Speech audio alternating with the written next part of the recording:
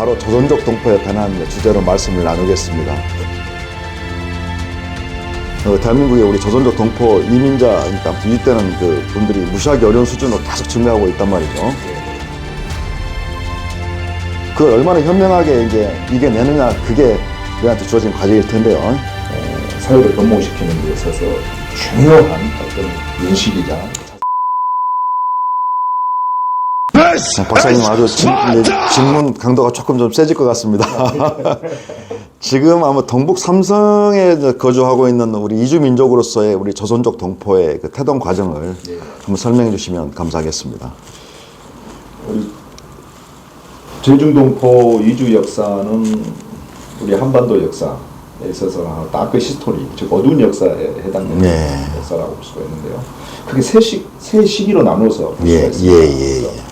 첫 번째 시기는 19세기 중엽 후반부에 해당되는 1850년, 60년, 70년 어간에 한경북도, 평안북도 어간의 그쪽 지역에서 대기근이 발생을 하게 됩니다. 그래서 그것을 피하기 위해서 어쩔 수 없이 생존을 위해서 도강을 할 수밖에 강을 건너서 지금의 그 길림색 연변 조선족 자치주에 해당되는 화룡이랄지 또 건너편에는 용정 이런 쪽으로 건너서 거기서 개척을 하면서 거주를 시작하게 됐죠. 두 번째 시기는 이건 좀 정치적인 측면이 좀 강한데요. 1905년 레이전징 직후에 일본이 승리를 하게 됩니다.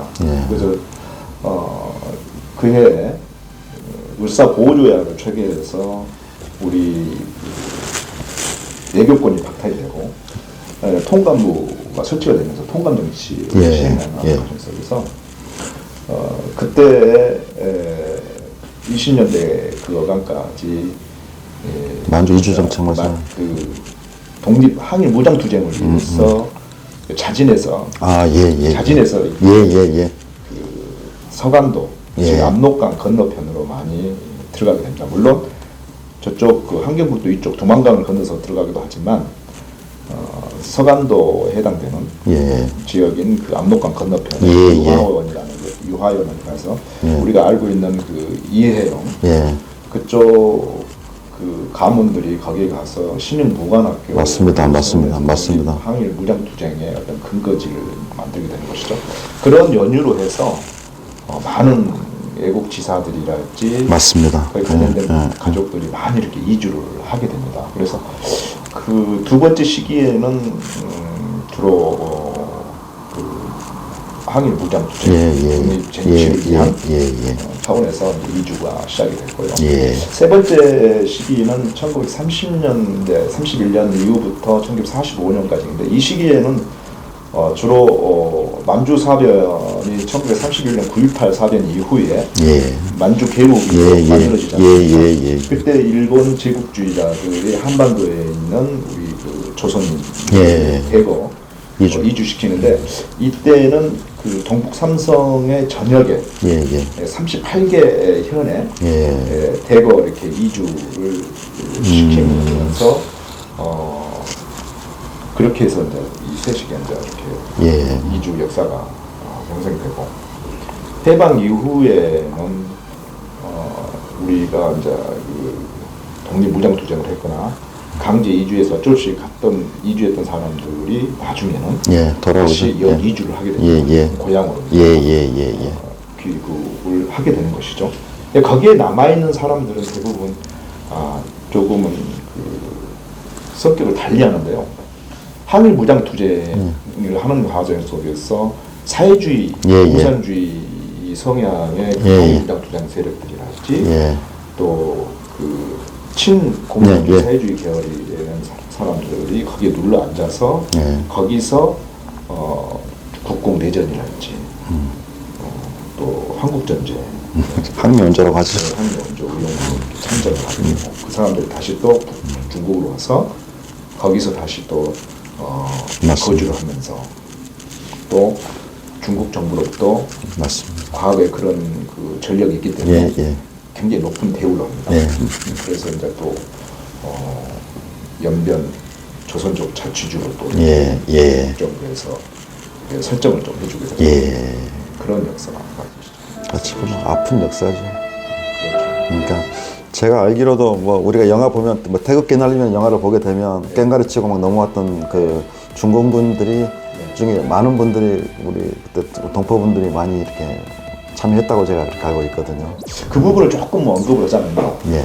한국전쟁 때 이 팔로군, 예. 팔로군이라면 지금 현 중국 인민해방군의 전신이었는데 그 팔로군 소속으로 국공내전, 즉 장개석하고 마오쩌둥 공산당하고 이렇게 싸웠던 대륙 패권을 놓고 싸웠던 그 전쟁을 국공내전이라고 합니다. 그 내전에 그 팔로군 인민해방군으로 그 조선인들이 참전을 해서 많은 혁혁한 공을 세워요. 예, 맞습니다. 그러면서 그 1949년 5월달에 양자강을 중국 공산당 홍군이 건너되면서 중국 대륙에 이제 중국 마오쩌둥의 손아귀에 떨어지는 것이죠. 그러면서 김일성은 이 국공 내전에 참전했던 팔로군 소속에 있는 조선인들을 돌려달라, 귀화시켜달라. 그렇게 해서 약 한 5만에서 한 6만 명이 이 팔로군 소속을 국공 내전에서 다져졌던 그 사람들이 북한 인민군으로 편입이 되면서 약 한 20만 명 가까이가 인민군이 그때 만들어지게 됩니다. 그러면서 한국전쟁에 참전하는 데 있어서 이 사람들이 최선봉에 서는 것이죠. 소위 아방가르드가 되는 겁니다.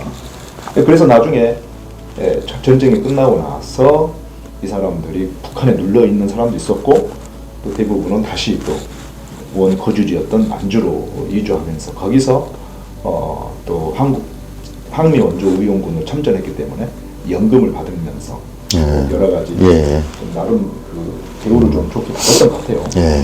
그래서 나름 자치주도 중앙정부에서 만들어주고 지금까지. 아무튼 1945년 8월 15일 해방 이후에 일본 패망 이후에 뭐 중국 대륙은 일단 국민당 그 장개석의 국민당 치하에 들어갔는데 그때 당시에 이제 우리 조선 동포들에게는 선택지가 있었는데 그때 이제 팔로군으로 많이 편입이 됐다 이 말씀 아니겠습니까? 그렇죠. 그렇게 해서 결국은 지금 현재 그 모택동 주석이 지금 현재 중국 현 체제를 구축하는 데 있어서 우리 전조 동포들이 혁혁한 공을 세웠다. 그렇게 해서 이제 시민권도 주어지고 조선족이라는 소수 민족을 구성하면서 연변적 자손적 자치주를 신설했다고 이렇게 알고 있거든요. 예, 맞습니다. 정확하게. 예, 알겠습니다. 예. 박사님 저기 아무튼 그 2000년대 들어가지고 우리 제중 동포들의 해외 진출이 가장 많은 나라가 바로 우리 한국이거든요, 그죠? 1980년대 이후 이제 이주하기 시작한 국내 이제 제중 동포는 이제 지금 현재 2020년 기준으로 제가 70만, 80만 되는 걸로 알고 있거든요. 이처럼 많은 분들이 한국에 이주하는 그 과정이 어떠한지 좀 대략 좀 설명해 주시면 감사하겠습니다. 이게 1978년도에 그 중국 등소평이의 개혁 개방 정책이 결정되고 난 이후에 중국이 이제 문호 개방을 하게 되는 것이죠. 80년대 중후반에 이 제중 동포들이 이제 친척 방문을 시작으로 해서 한국에 이제 이렇게 여행 비자로 여행 방문을 해서 들어오게 됩니다. 그때 제중 동포들께서 들어오실 때 친척 방문하실 때 각종 약재들이나 한약재 이런 것들을 많이 갖고 들어오면서 이게 히트를 치게 돼요. 그래요? 그래가지고 코리안 드림, 소위 아메리칸 드림처럼 코리안 드림이 이제 이 제중 동포 사회에 퍼지게 되는 것이죠. 그래서 그때 이제 많이 이렇게 처음에는 아무튼 한국에 친척이 찾는 사람들이 아무튼 그때는 그렇죠. 대장이었다고 그러더라고요. 그래서 90년대 들어와서는 본격적으로 이제 건설, 뭐 식당에 있는 노동자 해서 이렇게 많이 들어오게 되는데요. 그렇다 너무 많이 들어오다 보니까 99년도에 재동포 출입국 및 그 법적 지위에 관한 법률이 제정이 돼가지고 재동포들이 그 단순 노무직에 종사하는 것을 금지하는 그런 법률이 이렇게 발효가 돼가지고 불법 체류자들이 대거 양성이 됩니다.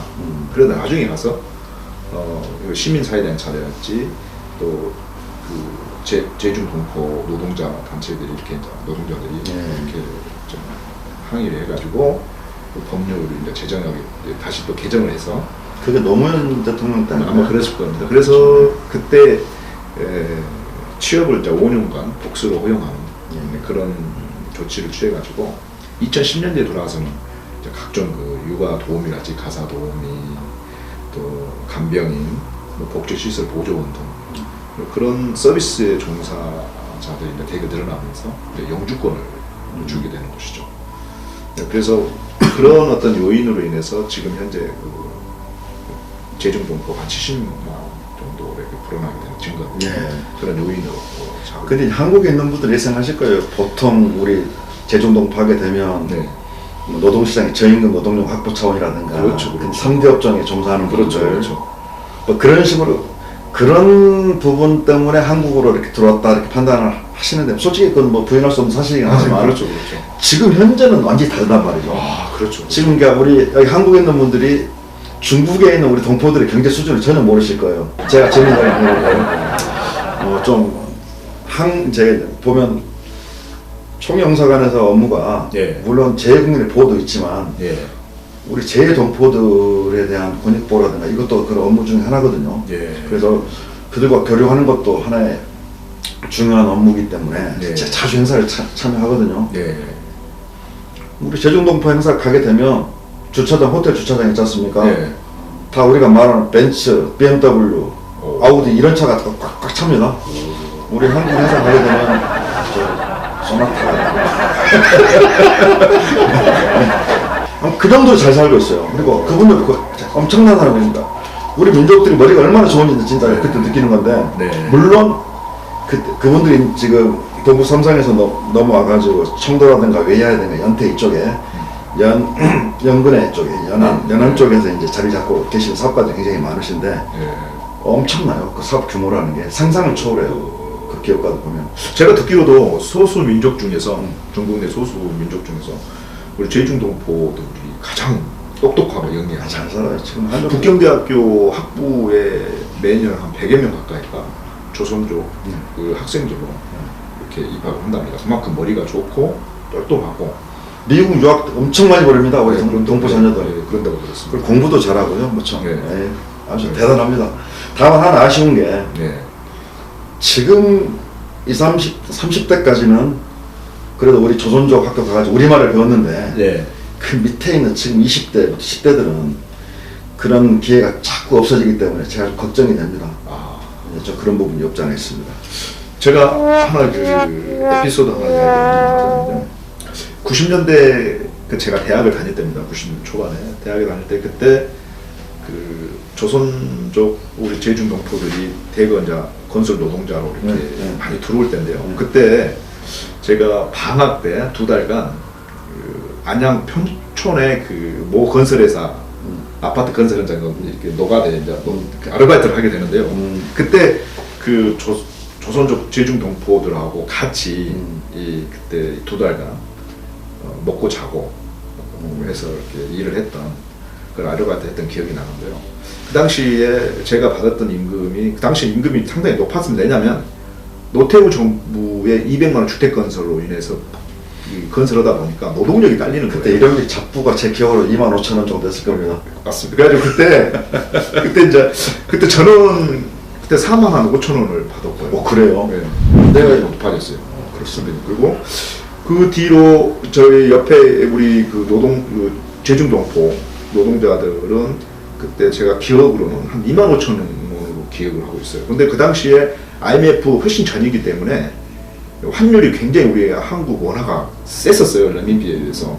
그렇기 때문에 25,000원을 가지고도 중국에 가면은 굉장히 큰 돈이었던 것이죠. 90년대 초반에. 그런 기억이 납니다. 아마 그분들이 아마 그 종잣돈을 가지고 우리 사회자님께서 말씀하신 대로 그 웨이하이랄지 물론 쪽에서 아니요. 저는 이렇게 생각합니다. 물론 한국에서 번 돈을 가지고 그걸 저축해서 모아가지고 그 시드머니가 돼가지고 중국에서 잘된 분도 물론 계시긴 하지만 네, 그렇죠.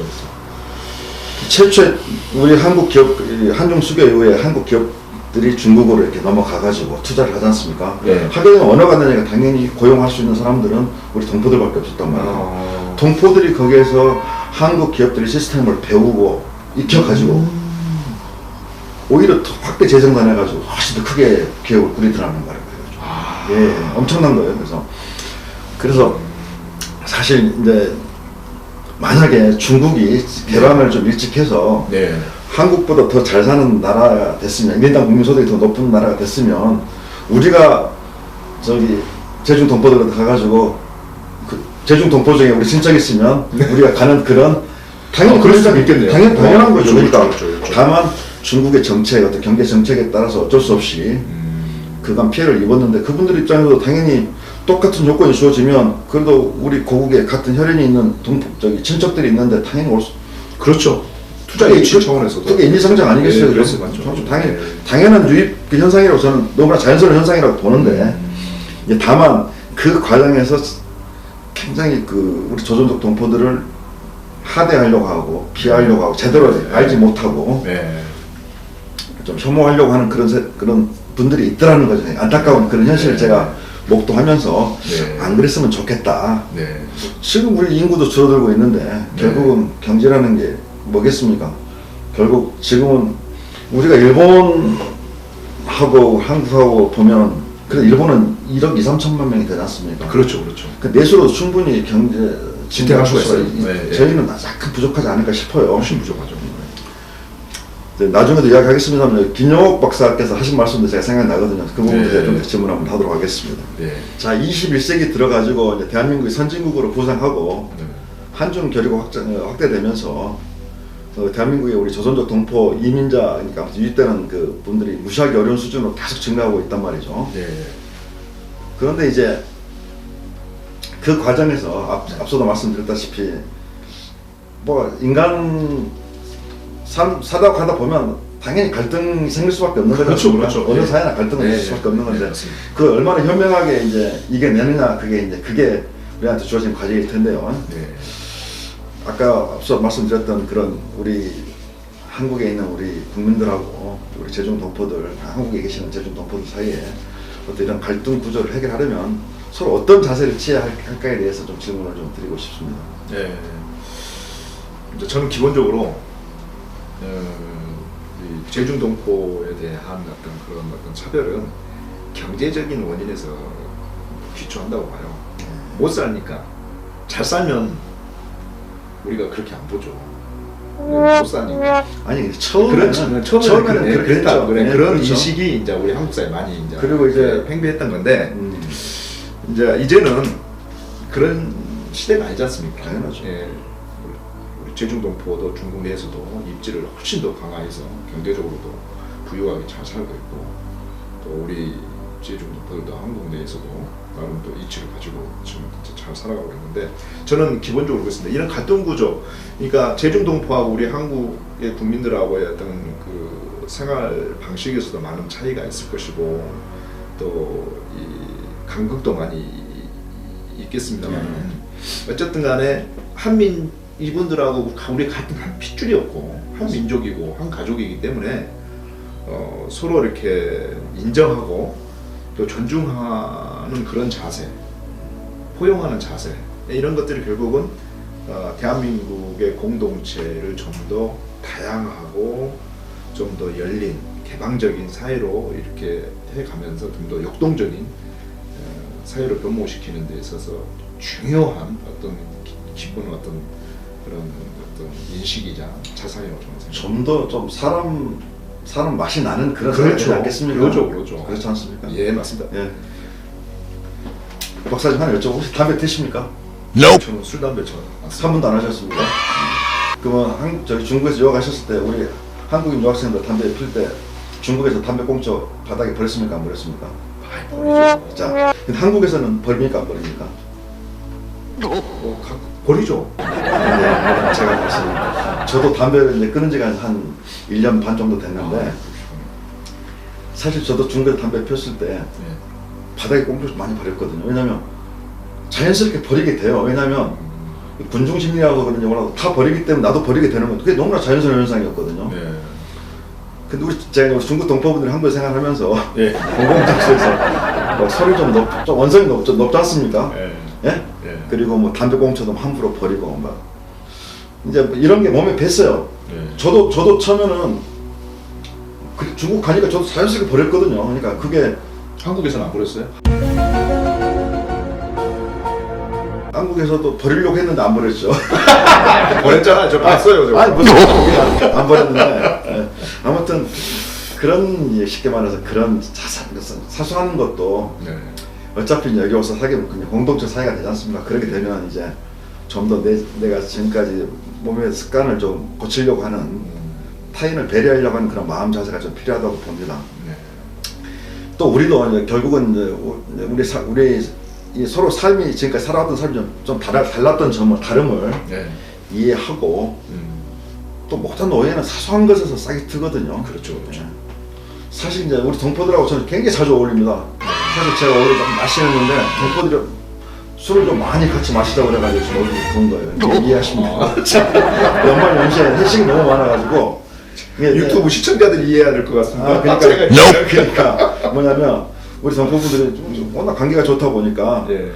아 우리 형사님 뭐 하세요? 저기 시간 나면 오늘 소주 한잔 합시다. 소주 한잔 합시다.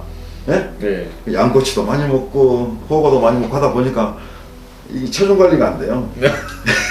그러니까 제가 이 말씀을 드리자면 저는 사실 우리 동포들의 웬만한 모든 사람 그래도 일반 한국인 평균 이상으로 저는 많이 알고 있다고 저는 자부하거든요. 네. 그들의 삶을 많이 알고 있고 네. 그런데도 불구하고 사실 저도 봐도 어제 있었던 일입니다. 어제 있었던 일인데 지금 여기가 대림동인데 대림동에 보면 우리 중국 동포분들 굉장히 많이 사시거든요. 네. 사는데 저희 그 주차장이 딱 고정 주차장이에요. 지정된 주차장이란 말이죠. 네. 근데 어떤 차량이 이제 제 주차 구역에 세워져 있길래 네. 제가 이제 차를 빼달라고 이야기를 전화를 했죠. 네. 앞차 있는 걸 보고 네. 이 지정된 주차 장소이기 때문에 차량을 빼주셔야 됩니다. 네. 그래서 그래요 몰랐어요 하면서 전화를 받으면서 당연히 내려올 줄 알았죠. 네. 근데 5분이 지나고 10분이 다 돼가는데 내려오지 않더란 말이지. 내가 전화를 또 했죠. 네. 내려가고 있어요. 다 그러더라고. 네. 그래서 아니 차를 안 빼주면 빨리 빼주셔야지 이렇게 늦게 오시면 어떡해요. 네. 이러면 안 되잖아요. 이렇게 했더니 그때 말투를 보니까 우리 한 30대 후반에 우리 동포였어. 동포였는데 나한테 하는 말이 근데 그 친구는 저를 몰랐나 보죠. 네. 이 동네 저를 좀 많이 안다고 자부하고 있었는데 저를 모르시는 분이더라고. 근데 네. 갑자기 대뜸 나한테 내가 차 안 빼주면 어쩔 건데 견인할 거야? 대뜸 나한테 큰 소리를 치면서 기분 나쁘다는 왜 말을 기분 나쁘게 해요? 빼줄 텐데 내가 안 빼주면 어떡할 건데 뭐 이렇게 나오는 거라서 내가 사실 멍 때렸지. 근데 그다음에서 뭐 같이 싸울 나이는 아니고 그래서 자 만약에 저는 그래도 우리 동포들하고 나도 사이가 좋다고 스스로 자부를 하기 때문에 네. 그래 사소한 분쟁에 휘말리지 말자 라고 하면서 그냥 넘어갔어요. 네. 만약에 저 아닌 다른 일반적인 조금 이렇게 혈기왕성한 사람이 그런 상황을 접했을 때는 분명히 다툼이 발생하죠. 네. 그렇죠. 그럴 수 있다고 봅니다. 네. 그래서 물론 그렇게 하면서 그런 작은 오해가 작은 분쟁이 해가지고 서로 이렇게 편을 가르고 말이죠. 네. 잘못된 선입견을 이렇게 증가시키고 이렇다고 보여집니다. 그래서 사실 어제 물론 제가 좀 더 친절하게 대응할 것을 후행을 했습니다만은 서로 좀 조심하고 서로의 다름을 충분히 이해하고 네. 좀 그래야 될 것 같아요. 역지사지의 마음으로 이렇게 생각하고. 그건 좋죠. 역지사지 입장. 예. 그렇게 맞아요. 생각하고 있습니다. 좋은 것 같습니다. 예. 동의하시는 거죠? 예. 동의하겠습니다. 박사님, 우리 그 제종 동포들, 조선족 동포들은 그 중국 본토에서의 그 탄압에도 굴하지 않고 한국어 사용을 고수했다고 제가 알고 있거든요. 네. 아니 굉장히 많았습니다. 학교도 우리말을 배우는 조선족 학교가 있었고, 네. 그 학교를 대부분 다 보냈죠. 네. 근데 시간이 흐르면서 본토의 중국어 내지 중국식으로 변형된 우리 조선어를 사용하는 경우도 존재하고 좀 많이 혼용되어 있습니다. 중국어하고 우리 한국어하고 그렇죠? 네. 약간 북한 발음도 좀 있고 경상도 발음도 그렇게 가면서 아무 특유의 우리 동포 그 어투가 생겨났는데 이처럼 이제 다양하면서도 이질적인 정체성을 유지하는 우리 동포들을 어떻게 대우해야 할지는 한국 사회 내에서도 이제 뜨거운 논쟁거리 중에 하나였습니다, 사실. 근데 이제 저는 멀리 바라보면서 우리 민족의 무궁한 번성을 위해서 그 일방적인 개념이 아닌 서로 윈윈할 수 있는 그 방향을 모색하면서 연구에 나갔으면 좋겠다라는 걸 생각을 항상 하고 있습니다. 박사님 이 대해서 뭐 하시는 말씀 있으신가요? 네. 그 부분에 대해서는 조금 학술적인 접근을 통해서 좀 이렇게 제 의견을 좀 피력을 하잖아요. 우리 박사님 계속 학술적으로 하다 보니까 우리 저기 구독자분들이 네. 따분해가지고 이게 시청 안 하면 우리 박사님 책임입니다. 네? 그러니까 학술적인 것도 좀 네. 재밌게 좀 해주세요. 아, 예. 얼굴이 그러니까. 재밌게 생기셨네요. 그 크게 이 우리 제중 동포에 대한 어떤 시선들은 결국은 어떤 다문화주의나 어떤 동아주의라고 하는 그런 입장을 이제 어떻게 보면 이렇게 요약해서 볼 수가 있는데, 그 다문화주의를 주장하는 그런 다문화주의자들은 이 제중 동포가 우리 한국에서 어떤 다양한 가치와 문화가 공존하는 그런 어떤 편이 국가 발전을 굉장히 발전시키고 또 역동적으로 사회를 이렇게 신바람 나는 사회로 만드는 데 있어서 이러한 그 제중 동포의 역할이 굉장히 좀 크다라고 이렇게 주장을 하고 있고요. 그러면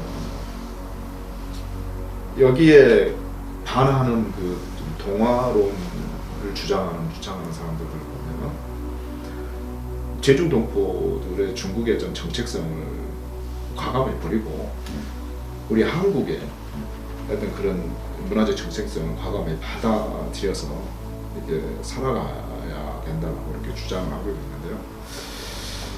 한국 내에서 이렇게 이런 일단의 어떤 이런 뭐 이렇게 다문화주의를 주장하는 그런 사람들이나 동화론을 주장하는 사람들의 어떤 있어서 가장 기본적인 것은 모든 사회의 어떤 기본 구성원들 간의 어떤 철저한 민주적 절차를 합의를 거쳐서 어떤 이런 것들이 이루어져야 하고 어떤 제중 동포에 대한 어떤 그런 포용 인식들이 이런 수준들인 거죠. 어떤 국제 사회에서 보편적으로 통용되는 어떤 기본 인권적인 측면에서도 거기에 어떤 반하지 않는 선상에서 기본 전제들이 깔린 상태에서 어떤 이런 그 제중 동포뿐만 아니라 다른 그 외국에서 건너온 이주 회원 이런 사람들에 대한 어떤 그런 인식을 그런 어떤 기본 전제에서 깔아야 한다고 생각합니다. 우리가요 과거에 일본 제국주의 시기에 혹은 그 이전의 이 시기에 또 현재까지 70년대 80년대 우리도 그때 못 먹고 못 살고 초급 모피로 연명을 하면서 아주 가난했을 때 우리 많은 우리 국민들이 해외에 나가서 얼마나 많은 그 소름을 받고 고난의 행군을 했지 않습니까? 예를 들어서 소독에 가서 파독 간부 간호사 그분들을 보면 굉장히 눈물이 나요.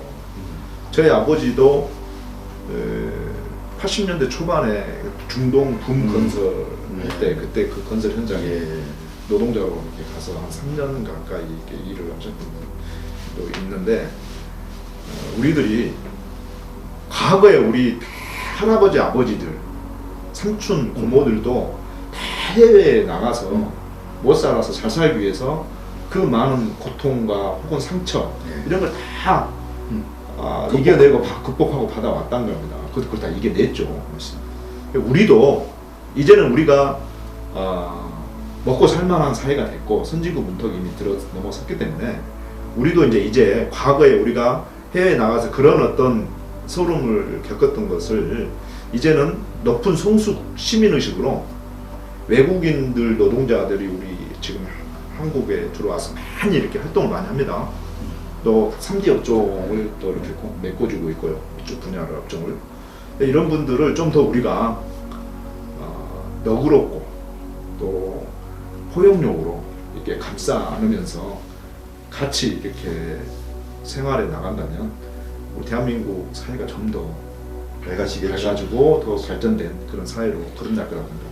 무조건 오냐 이렇게 포용하자는 게 아니고 그렇죠. 잘못된 것은 잘못됐다고 지적을 하면서 다만 아무 이유 없이 무조건적인 배척은 하지 말자는 거죠. 예, 그렇죠. 그렇죠? 예. 그리고 지금 상황에서는 같이 서로 힘을 합해서 예. 서로 협업해서 윈윈할 수 있는 그런 방향으로 가야 된다는 거죠. 예, 과거 로마 제국이나 당나라, 당제국 시기에 보면 그 사회의 기본적인 특징이 뭐냐면 굉장히 개방성, 유연성, 그다음에 포용력이었거든요. 탄력적으로. 예. 이런 세 가지 요소가 결국은 로마 제국의 전성기를 또 부과하게 했고, 또 당나라도 마찬가지로 그 제국으로 번창할 수 있었던 그런 어떤 바탕이 됐었거든요. 그렇기 때문에 우리 한국 사회도 인구는 줄어들면서 예. 그렇지만 또 어떤 생산성을 하면서 경제 활동을 해야 되잖아요. 예. 그러다 보니까 해외 노동자들을 많이 받아들일 수밖에 없고, 우리가 경직된 폐쇄적인 사고로 이 사람들을 대한다면 결국은 우리 스스로가 자멸하는 거예요. 결국은 그래서 어떻게 되냐, 역사를 통해서 우리가 배워야 한다듯이 개방성과 유연성, 포용력을 가지고 이런 외국 노동자들 혹은 제중동포들을 받아들인다면 우리 한국 사회가 훨씬 더 역동적으로 발전, 지속 가능할 수 있을 거예요.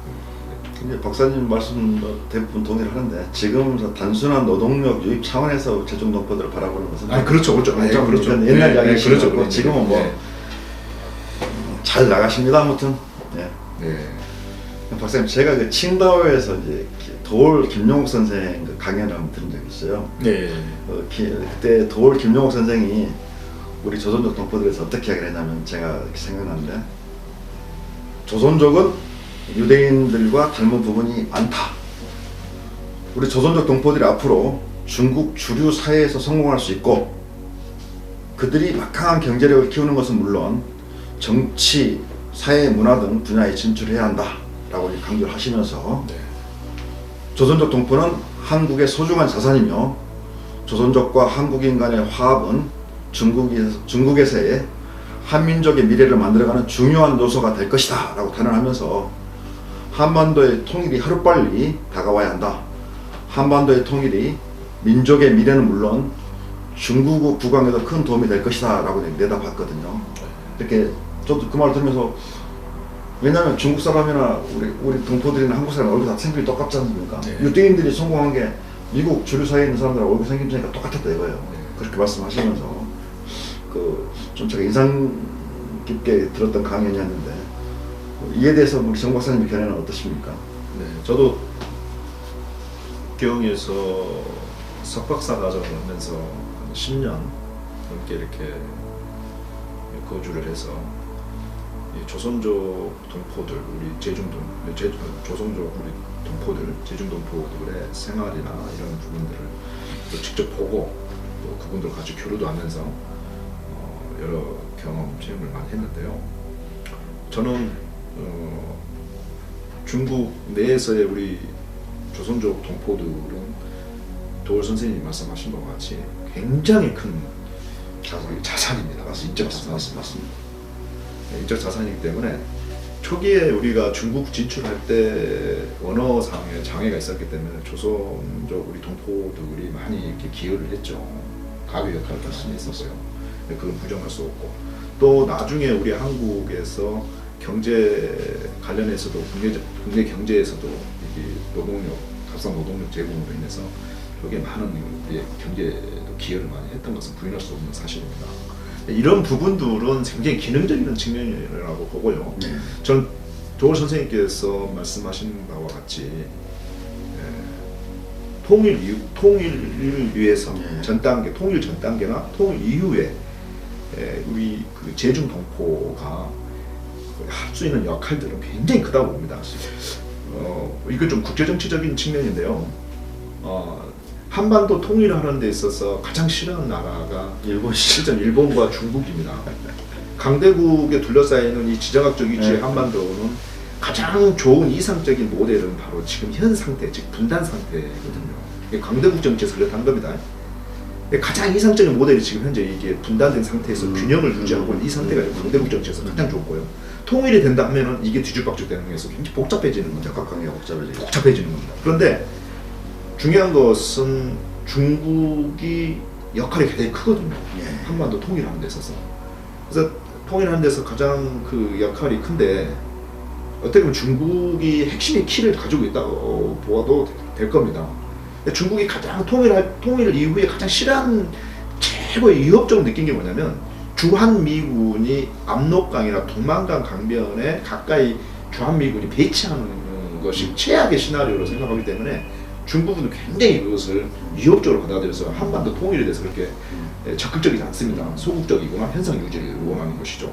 그런데 어쨌든 통일이라고 하는 당면 강화제를 실현하고 또 이후에 통일 한국 이후에 지속 가능한 번영을 위해서는 이 중국에 있는 우리 조선족 동포들이 중국을 이렇게 여론을 주류사회로 편입되면서 통일되게 되면 중국의 위험이 아닌 중국과의 공존, 발전, 번영에 공존할 수 있는 안축 역할을 그런 역할을 우리가 보이지 않는 그런 어떤 엄청난 그 역할을 할 수 있을 거라고 보거든요. 그렇기 때문에 도울 선생님처럼 어떻게 보면 통일을 이루는 데 있어서 하나의 역군으로서의 가교 역할을 할 수 있는 잠재적인 어떤 그런 인적 자산이 바로 조선족이다, 동포들이다.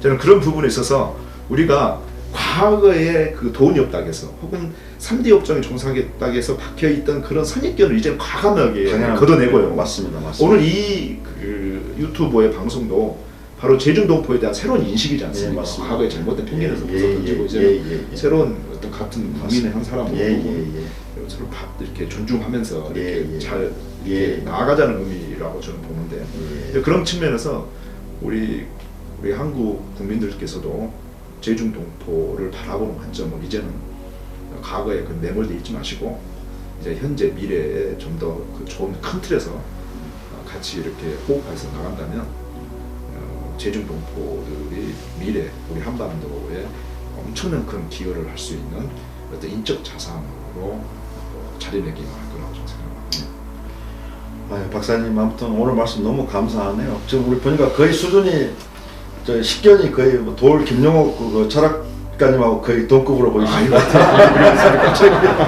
제가 왜 제중동포들하고 이렇게 친해졌는지 제가 한 에피소드를 하나 말씀드릴게요.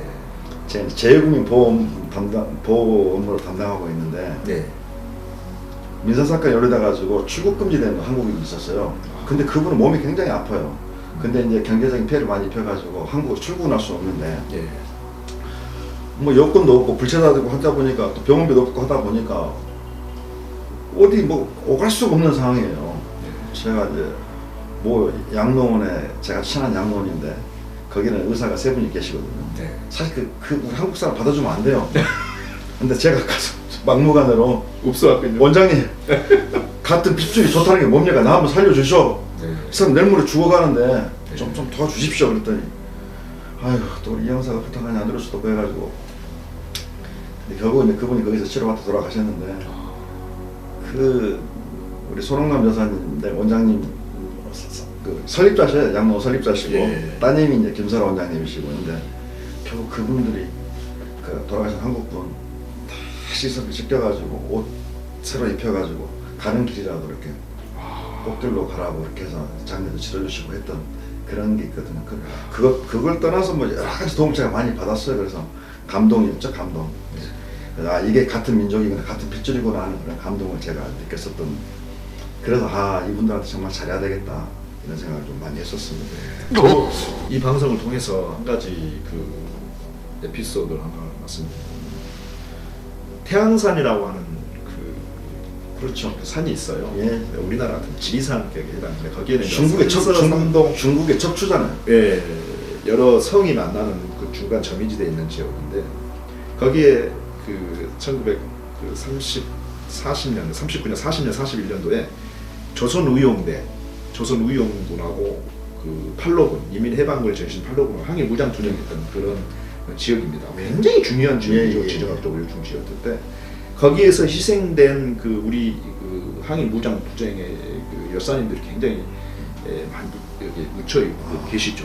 근데 그분들을 제가 유학 중에 우리 한국인 유학생들 또 조선족 학생들 해가지고 한 40명, 한족도 같이, 한족 학생들도 같이 해가지고 역사 탐방을 한번 갔었어요. 제 뒤로도 한 3차례 더 있었는데 그때 그 우리 조선족 학생들이 거기 가서 그런 역사 유적 현장을 보고 그때 우리 한국인 유학생들과 조선족 우리 그 북경대 학생들, 예. 학부생들, 예. 대학원생들과 보이지 않는 굉장한 그 케미스트리 액션, 게 이 화학적 반응이 만들어졌죠. 그러니까 그때는 조금 거리감이 있었는데 그때 그 항일 무장 투쟁 동질감 역사적인 어떤 그런 어떤 공감대가 형성이 되다 보니까 예.